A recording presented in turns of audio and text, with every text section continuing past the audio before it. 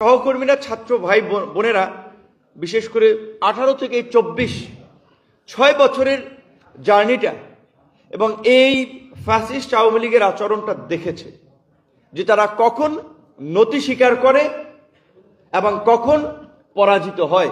2018 সালে কোটা সংস্কার আন্দোলনের পাশাপাশি আপনাদের নিশ্চয়ই মনে আছে, একই বছরে একই সময়ে কিন্তু নিরাপদ সড়ক আন্দোলন, দুজন শিক্ষার্থীর মৃত্যুকে কেন্দ্র করে রমিজউদ্দিন আপনার ক্যান্টনমেন্ট কলেজের নিরাপদ সড়ক আন্দোলন গড়ে উঠেছিল, যেটি ছিল গত 3 দশকের মধ্যে 24-এর আন্দোলনের পূর্বে ইতিহাস সৃষ্টিকারী দুটো ছাত্র আন্দোলন, কোটা সংস্কার আন্দোলন এবং নিরাপদ সড়ক আন্দোলন।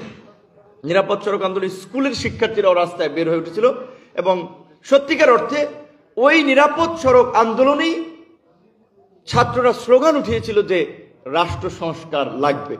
আমরা কোটা সংস্কার আন্দোলন 18 সালে শুরু করেছিলাম, কিন্তু সেই আন্দোলনে হামলা মামলা স্বাভাবিকভাবে, যেখানে বিএনপি জামাতের মতো সুসংগঠিত রাজনৈতিক দল, এত ম্যান পাওয়ার, যাদের আমলা প্রশাসন বলেন, সচিবালয় বলেন, আর্মি পুলিশ, সব জায়গায় যাদের কিছু অনুসারী আছে, সমর্থক আছে, তারা কিন্তু 18 আগ পর্যন্ত সরকারকে আন্দোলন সংগ্রাম করে হটাতে পারে নাই।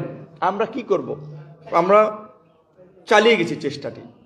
এবং এই যে 2018 সালে কোটা সংস্কার আন্দোলন এবং নিরাপদ সড়ক আন্দোলন, এবং ওই আন্দোলনে যেই সমস্ত ছেলেরা হামলার শিকার হয়েছে, নেতৃত্ব দিয়েছিল ঘুরে ফিরে কোনো না কোনো ফরম্যাটে, এইবার কিন্তু সেই নেতৃবৃন্দই কিন্তু আন্দোলনকে আপনার বলা চলে বেগবান করেছে।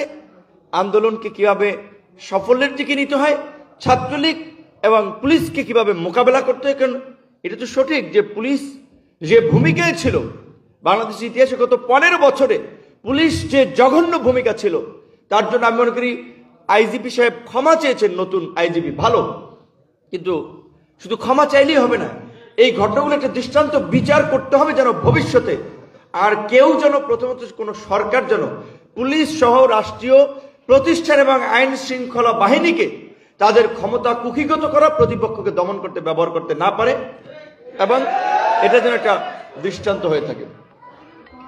তো সেই